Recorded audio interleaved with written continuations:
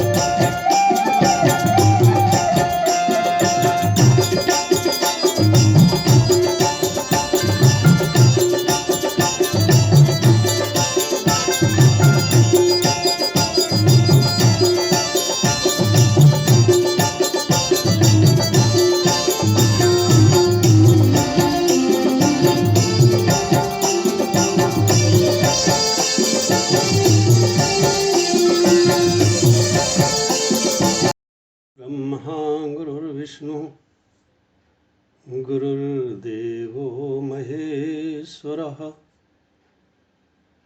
गुरुः साक्षात् परब्रह्म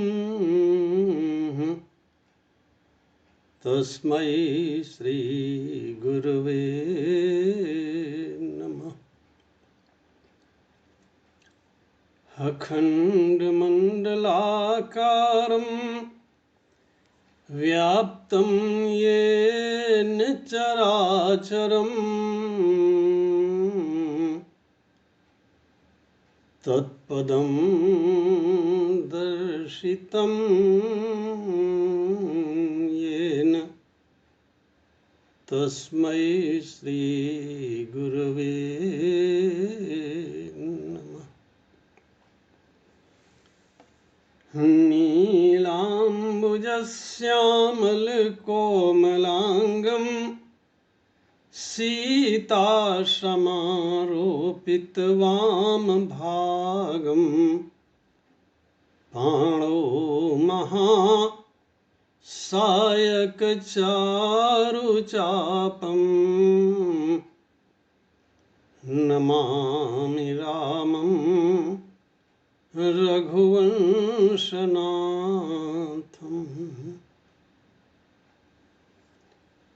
वसुदेवसुतं देवं कंसचाणूरमर्दनं देवकी परमानन्दं कृष्णं वन्दे जगद्गुरुम्।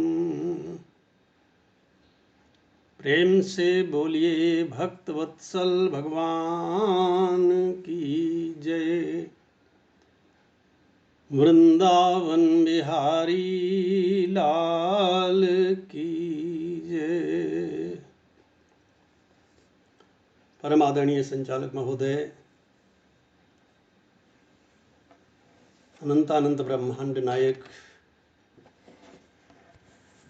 भगवान की परम सुमधुर कथा के रसास्वादन करने वाले भगवत प्रेमी भक्तों, श्रद्धामयी भक्तिमती देवियों, गोस्वामी श्री तुलसीदास जी महाराज ने दोहावली रामायण में एक शिक्षा दिया है।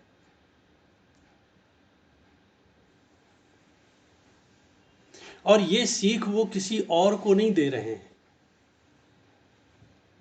अपने मन को दे रहे हैं। मानो वे अपने मन से बात कर रहे हैं और अपने मन को समझा रहे हैं। मन को वे शिक्षा इसलिए दे रहे हैं क्योंकि ये मन अनेक जन्मों से हमारे साथ में है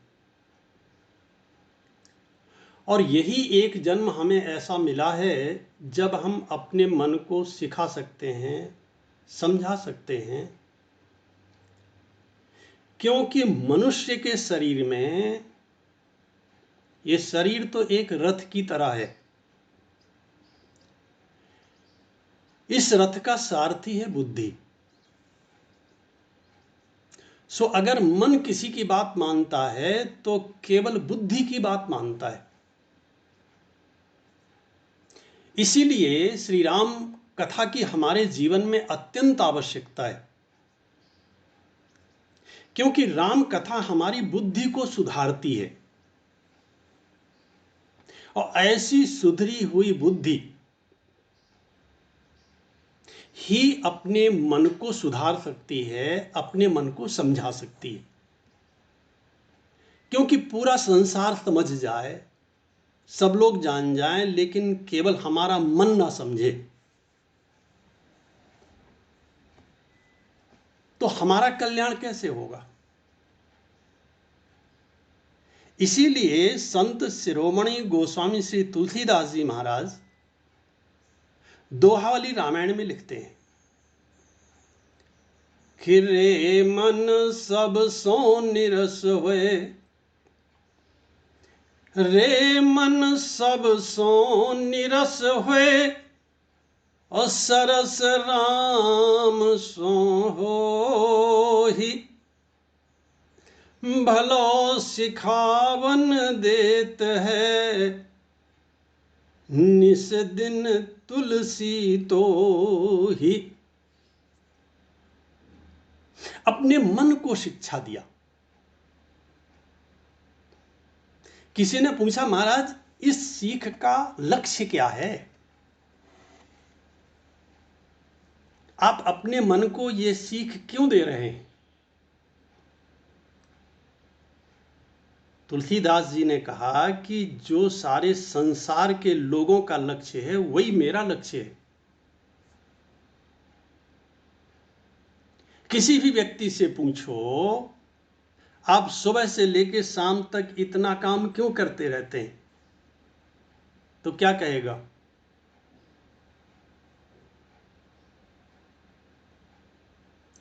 सुख पाने के लिए, सुखी जीवन जीने के लिए।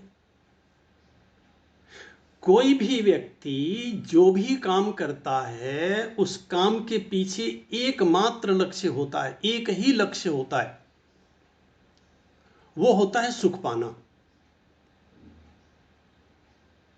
और तुलसीदास जी कहते हैं सुख को भोगने का साधन हमारा ये मन ही है, तन नहीं है, धन भी नहीं है। देखो, एक भिखारी के पास भी कुछ नहीं होता और एक सच्चे संत के पास भी कुछ नहीं होता। बाहर से देखो तो भिखारी में और एक सच्चे संत में कोई अंतर नहीं होता। इसके पास भी कुछ नहीं है, उसके पास भी कुछ नहीं है। भिखारी से पूछिए तो उसके मन में अभाव की अनुभूति है,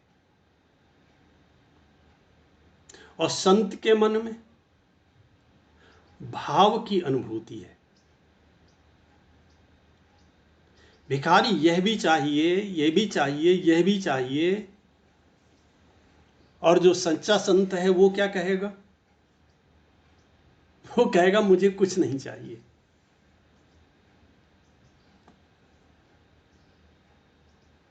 यह जो अंतर है, बस इसी अंतर को अगर हम लोग समझ लें या अपने मन को समझा लें, अपना काम बन जाएगा। क्योंकि जन्म मरण है देह का, शरीर तो बार बार जन्म लेता है और बार बार मरता है। तो ये शरीर तो कुछ दिनों का ही साथी है, लेकिन मन शरीर यहीं रह जाएगा, लेकिन हमारा मन हमारे सूक्ष्म शरीर के साथ में या जीव के साथ में अगले जन्म में भी साथ में जाएगा। इसलिए अगर मन को इस जन्म में समझा लिया तो फिर दोबारा कभी समझाना नहीं पड़ेगा। एक बार मन की समझ में आ जाए, सो जन्म मरण है देह का, शरीर तो जन्म लेगा और मरेगा, लेकिन सुख दुख मन का होए, अचेतन साक्षी आत्मा बिरला जाने कोई। अगर हमने अपने मन को समझा लिया तो ये हमारा समझा हुआ मन हमारे अपने स्वरूप का हमें बोध करा देगा। आपको सुन करके बहुत आश्चर्य लगेगा, यह जो ग्रंथ है महर्षि पतंजलि का योग सूत्र, जिसे योग शास्त्र के रूप में जानते हैं, जिसमें सभी सिद्धियों की बात की गई है, बड़ी बड़ी सिद्धियों की बात की गई है, केवल मन को लक्ष्य करके लिखा गया है। योग शास्त्र क्या करता है? केवल मन को ठीक करने की बात करता है कि मन को ठीक कर लीजिए, अगर मन ठीक हो गया तो सब ठीक हो गया। इसीलिए तो तुलसीदास जी महाराज कहते हैं कि रे मन सब सो निरस हुए, और मन के ठीक होने का यही पहला है और यही अंतिम पड़ाव है।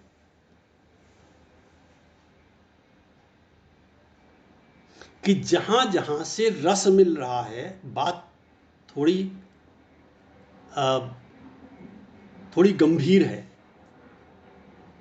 कम समझ में आने वाली है, क्योंकि तुलसीदास जी महाराज कहते हैं कि जहां जहां से रस मिल रहा है, रस माने सुख, रस माने आनंद, रस माने मजा, जहां जहां से आनंद मिल रहा है, सुख मिल रहा है, उससे अपने मन को हटा लो। कोई भी कह सकता है महाराज कैसी बात करते हो, मुश्किल में तो जीवन में ऐसे अवसर आते हैं जब थोड़ा सा सुख मिलता है, उससे भी आप हटाने की बात करते हो। अच्छा, उधर की बात छोड़िए, व्यवहार जगत में देख लीजिए, ज्यादा पाने के लिए मनुष्य को थोड़ा छोड़ना पड़ता है कि नहीं छोड़ना पड़ता? अगर किसान ये सोचे कि अरे वाह, मैं अपने घर में रखा हुआ अनाज, अपने घर में रखा हुआ गेहूं खेतों में कैसे फेंक दूं, पता नहीं पानी बरसा कि ना बरसा, कहीं खेती में ओले पड़ गए तो क्या होगा? उसे जो अनेक गुना मिलने वाला है वो नहीं मिलेगा। इसी तरह से अगर हमें अपने जीवन में शांति चाहिए, जो आज तक कभी नहीं मिली, अगर हमें अपने जीवन में सच्चा आनंद चाहिए, सच्चे आनंद की परिभाषा है वो आने के बाद फिर कभी जाता नहीं है।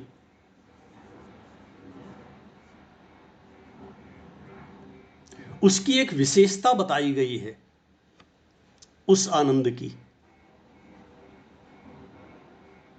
वो एकांतिक होता है और आत्यंतिक होता है। एकांतिक माने कंप्लीट होता है, पूरा होता है, पूरा का पूरा होता है। आत्यंतिक माने सदा रहने वाला होता है। इस संसार में ऐसा सुख मिला आपको जिसे पाने के बाद अंदर से आवाज आवे कि अब मुझे कुछ नहीं चाहिए, अजी किसी चीज की अब जरूरत ही नहीं है। किसी व्यक्ति की आवश्यकता नहीं है, धन की भी जरूरत नहीं है, कुछ भी तो नहीं चाहिए, क्योंकि इस आनंद में मैं आनंद में डूब रहा हूं। सब कुछ स्वतः भूल जाए, उस आनंद को कहते हैं पूर्ण।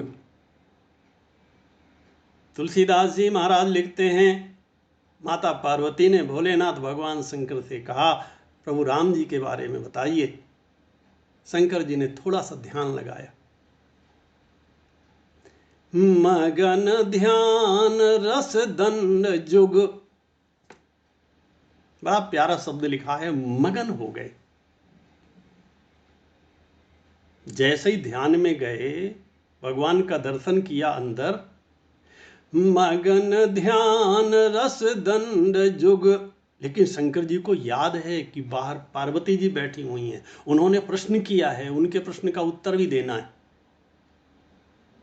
उन्होंने अपने मन से कहा, यहां से चल, बाहर श्रोता बैठा हुआ है,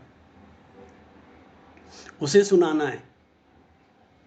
इसीलिए तुलसीदास जी यही लिखते हैं जो मैंने अभी अभी बोला कि मगन ध्यान रस दंड जुग, अपनी मन बाहिर कीन। फिर शंकर जी अपने मन को लेकर के बाहर आए और फिर उन्होंने पार्वती जी को कथा सुनाई। और अगर मन को बाहर न लाते तो उस आनंद को छोड़ करके शंकर जी बाहर आते, और अगर उसी आनंद का भोग करते तो क्या ये राम कथा हमारे आपके बीच में होती? क्योंकि तब तो वो बोल ही नहीं पाते। क्योंकि मन मगन भया तो को बोले,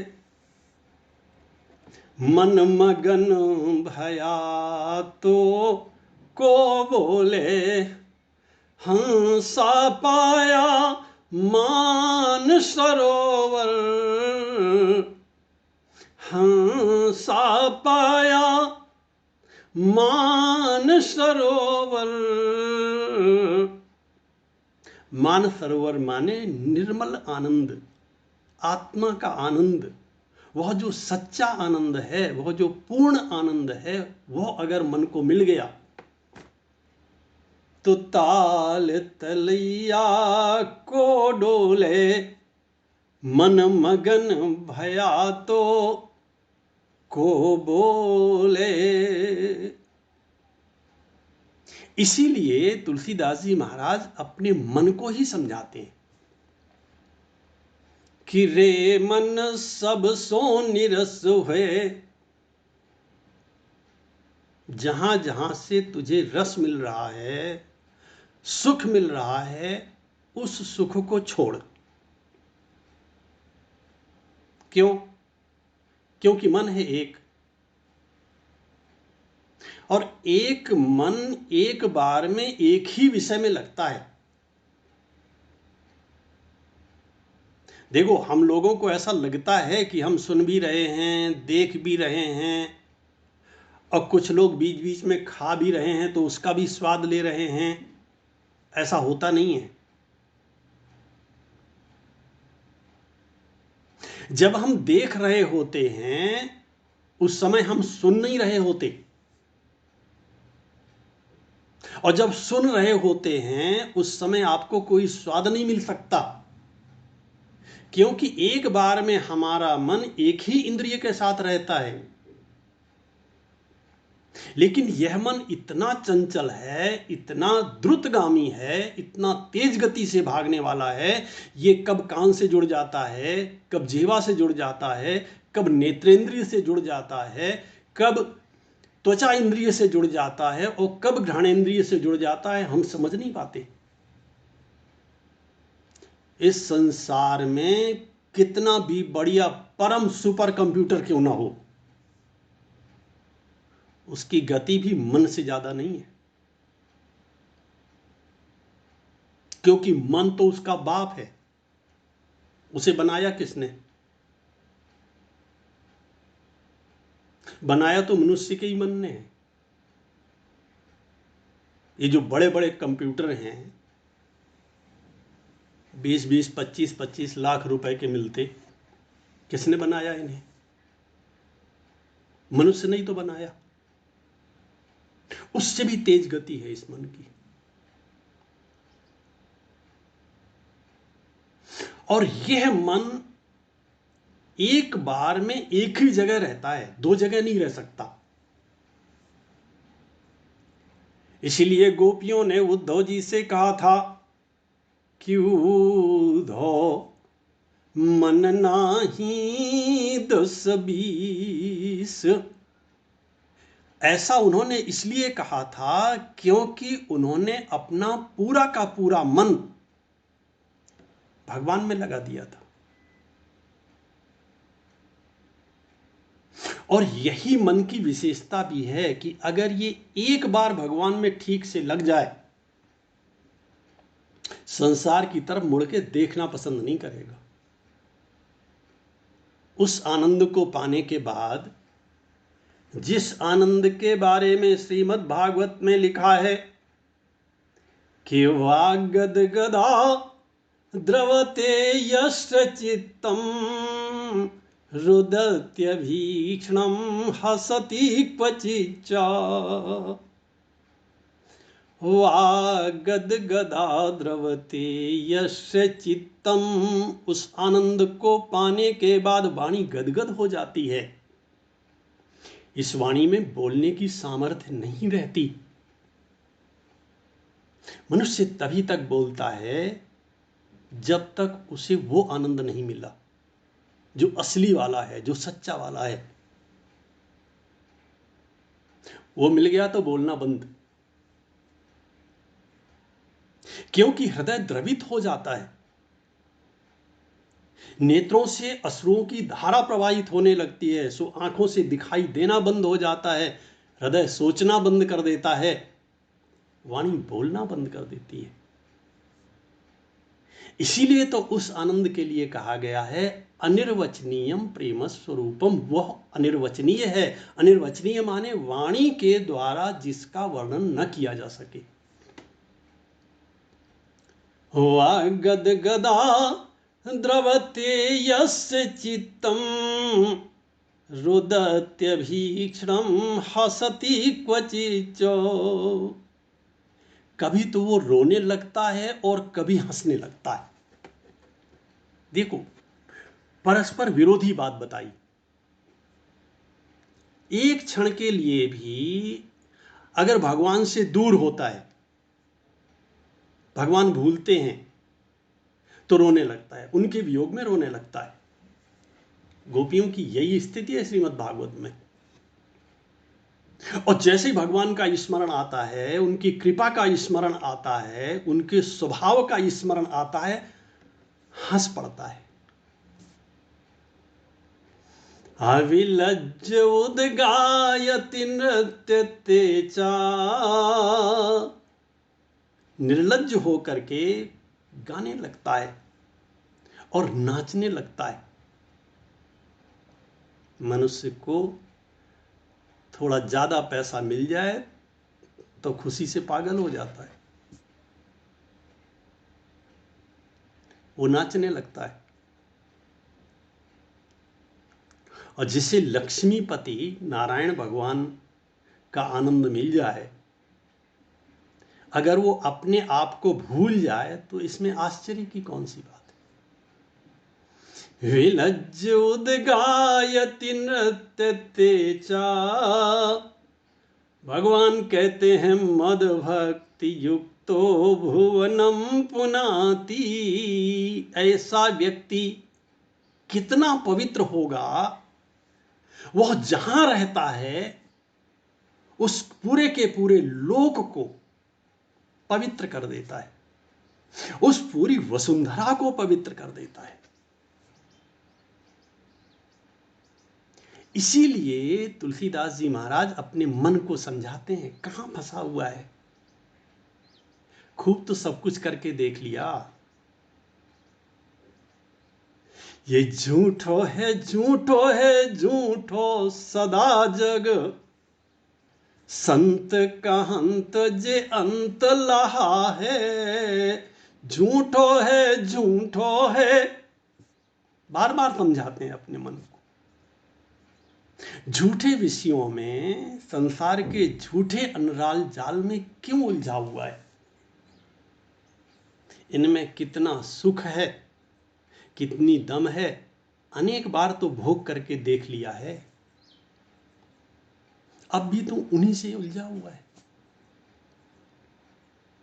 सो अपने मन को कहते हैं कि रे मन सब सो निरस हुए, और सरस राम सो हो ही।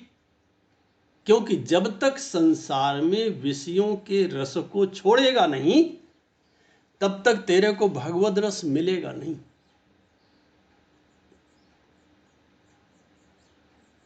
जब तक नकली को नहीं छोड़ेगा, तब तक वो असली नहीं मिलेगा। इसलिए सरस राम सो हो ही, और भलो सिखावन देत है। सिखावन माने सीख। तुलसीदास जी महाराज कहते हैं, अब इससे अच्छी शिक्षा, इससे अच्छी सीख रे मन, मैं तुझे और क्या दे सकता हूं। अगर तूने यह भी ना सुना तो फिर क्या सुनेगा। सो भलो सिखावन देत है, अनिस दिन तुलसी तो ही। फिर वे लिखते हैं उसी दोहावली रामायण में कि जे जन रूखे विषय रस। वे कुछ भाग्यशाली लोग होते हैं जिन्होंने अपने मन को समझा लिया है, और जिनके मन ने ठीक से समझ लिया है और विषयों का त्याग कर दिया।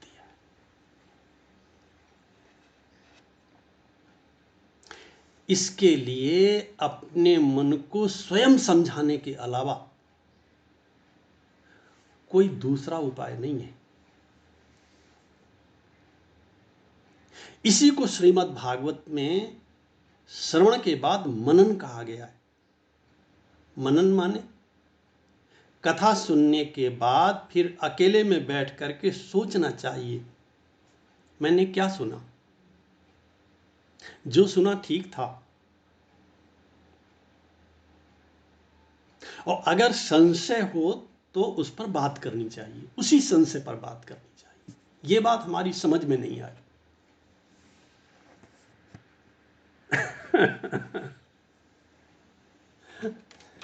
हमारी एक बहन जी हैं, साथ में जुड़ी हुई हैं। कल कथा के बाद हमसे बात किया, बोली एक बात हमें बता दीजिए। इनकी एक भागवत पूरी होती नहीं है, दूसरी भागवत की तैयारी हो जाती है। लोग कहते हैं बहन जी अभी अभी तो आपने भागवत सुनी। बोले तो क्या हुआ, भगवान ने शरीर को स्वस्थ रखा है, अब हम पैसे को कहां रखेंगे, क्या करना हमें पैसे का। अगर मन में संशय हो, पूछना चाहिए लोगों से। कोई संत मिले, उससे कभी सांसारिक बात मत करो।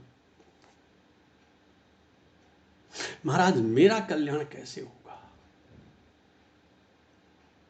और मन में जो भी ऐसे प्रश्न हो जिनका समाधान स्वयं न मिल रहा हो, वो पूछना चाहिए। तुलसीदास जी महाराज कहते हैं कि ऐसे कुछ भाग्यशाली लोग होते हैं जिनके मन ने इस बात को सुन लिया है और समझ लिया है। उनके साथ क्या होता है। बोले जे जन रूखे विषय रस, और चिकने राम स्नेह, तुलसी ते प्रिय राम के कानन बसही की गेह। जिन्होंने विषयों के रस को छोड़ दिया है और भगवान के प्रेम में जो पागल हो गए हैं, ऐसे लोग ही भगवान को प्रिय हैं। गोपियों ने सब कुछ छोड़ दिया और सब कुछ छोड़ करके श्री कृष्ण के पास आई, सो कन्हैया ने उनकी परीक्षा तो लिया। भगवान परीक्षा तो लेते हैं, ऐसे व्यक्ति को कभी वापस भेजते नहीं। जो एक बार उनके पास आ गया, अरे तू तो मेरा था, सदा सदा से मेरा था, अगर मेरा था और मेरे पास आ गया है तो मेरे पास ना आकर के और तू जाता कहां। और जीव जब तक भगवान को छोड़ करके कहीं भी रहेगा, वो स्वर्ग में रहे और चाहे वैकुंठ में रहे, उसे जीवन में सुख नहीं मिलेगा। जो सच्चा सुख है वो कभी नहीं मिलेगा उसे। अगर सच्चे सुख की कामना है तो वो केवल और केवल भगवान से ही मिलेगा। सुजे जन रूखे विषय रस और चिकने राम स्नेह, तुलसी ते प्रिय राम के कानन बसहि की गे। बहुत से लोग ऐसा पूछते हैं, महाराज घर में रहना चाहिए कि जंगल में रहना चाहिए। हमने कहा जहां रह करके भगवान में प्रेम होवे वहां रहना चाहिए। रामचरितमानस के भरत घर में रह करके भगवान का भजन करते हैं, अयोध्या के राज्य का संचालन भी करते हैं और भगवान का भजन भी करते हैं। और श्रीमद् भागवत के जड़ भरत जंगल में भी जाकर के एक हिरण के बच्चे से प्रेम कर बैठते हैं। बोले सेवा सबकी करनी चाहिए, उन्हें भी हिरण के बच्चे की सेवा करनी चाहिए थी, उससे प्रेम नहीं करना चाहिए था। यही गलती हो गई। और हमने और आपने भी शुरू से लेकर के यही एक गलती किया बस। इसी एक गलती के कारण अब 1000 गलतियां कर रहे हैं। इतना पाप, इतना अन्याय, इतना अत्याचार, इतना धन किसके लिए? बोले महाराज बच्चों के लिए। उन्हें नहीं पता है क्योंकि मेहनत से कमाया हुआ ये धन नहीं है, ये उनकी बुद्धि को खराब करेगा, इस जीवन को खराब करेगा और उस जीवन को खराब करेगा। वे नहीं जानते। उन्होंने साधन को ही साध्य समझ लिया है। धन साधन है किस बात का? जीवन निर्वाह के लिए।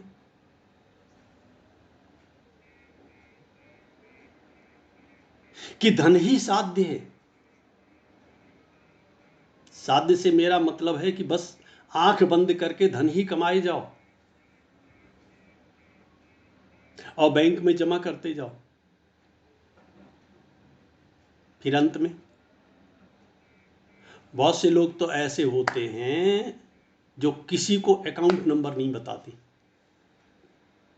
और बैंक में जमा करते रहते हैं, किसी पे भरोसा ही नहीं करते इसलिए नहीं बताते। और अंतिम समय बुद्धि काम करती नहीं,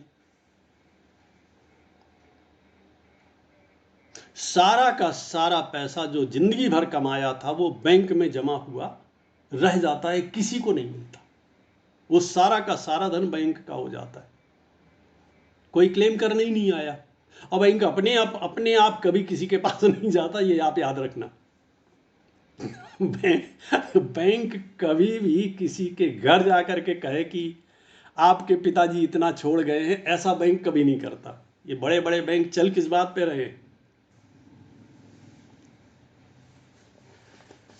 और इससे बड़े आश्चर्य की बात यह है कि ऐसे लोगों को संसार के लोग बुद्धिमान कहते हैं।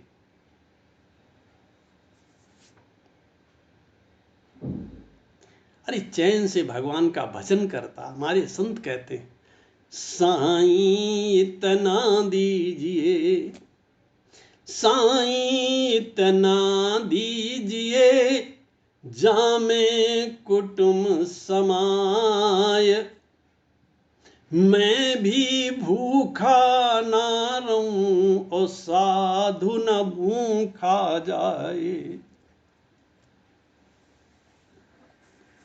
रहीम कवि ने एक दोहा लिखा है, बहुत प्यारा दोहा है।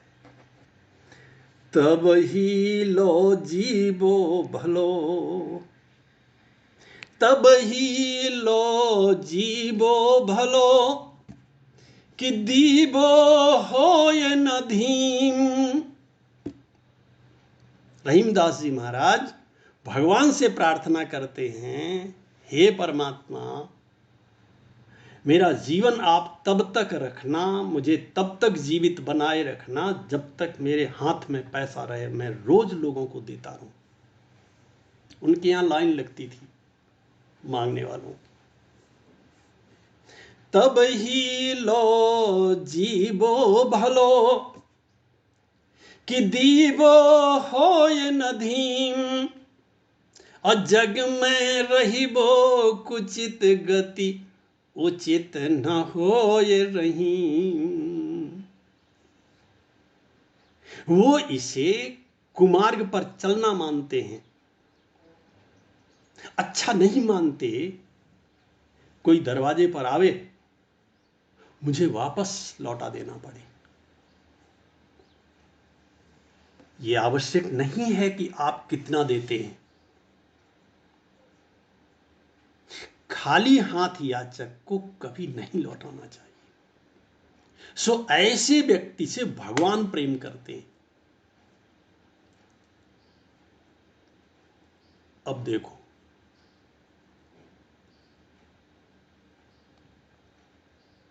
इसीलिए तुलसीदास जी महाराज ने दोनों बातें लिखी। पहले तो ये कहा, अपने मन को समझाया, फिर मन को यह भी बताया कि मैं तुझे इसलिए समझा रहा हूं, इसलिए विषयों का त्याग करने की बात कर रहा हूं, क्योंकि जब तक विषयों का त्याग नहीं होता तब तक भगवान से प्रेम नहीं होता, तब तक मन भगवान में लगता नहीं। और जब तक मन भगवान में लगता नहीं है, जब तक मन भगवान में तदाकाराकारित नहीं होता, तब तक भगवान के गुण मनुष्य में आते नहीं है। तब तक ये मन भी भागता रहता है। एक क्षण के लिए भी यह मन कभी स्थिर नहीं होता। नामालूम कितने करोड़ विचार 24 घंटे में मनुष्य के मन के ऊपर से तैर जाते हैं, ऐसा विद्वानों का कहना है। जरा सोचो, ये मन कितना कितना चंचल है और कितना भागने वाला है। ऐसे मन को सही मार्ग पर ले जाना, और एक ही सही मार्ग, अब चूंकि संसार में रहना है तो संसार का काम करना है, कर्तव्य कर्म करना है, अपने धर्म का पालन करना है। हम जहां हैं वहां रह करके अपने धर्म का पालन करें, और मन से, जिसकी मैंने कल चर्चा किया था, भगवान के नाम का जप करें, भगवान की कथा सुने। और ये न केनाप्युपायन, जो सुखदेव जी महाराज ने राजा परीक्षित से कहा, राजन, जिस किसी उपाय के द्वारा मनः कृष्ण निवेशयेत, अपने मन को भगवान में लगाए रखो। संसार से मन को हटाना और भगवान में मन को लगाना, ये जीव मात्र का एकमात्र कर्तव्य कर्म है। सो आज की कथा को यहीं विश्राम देते हैं। प्रेम से बोलिए भक्तवत्सल भगवान की जय। वृंदावन बिहारी लाल की जय।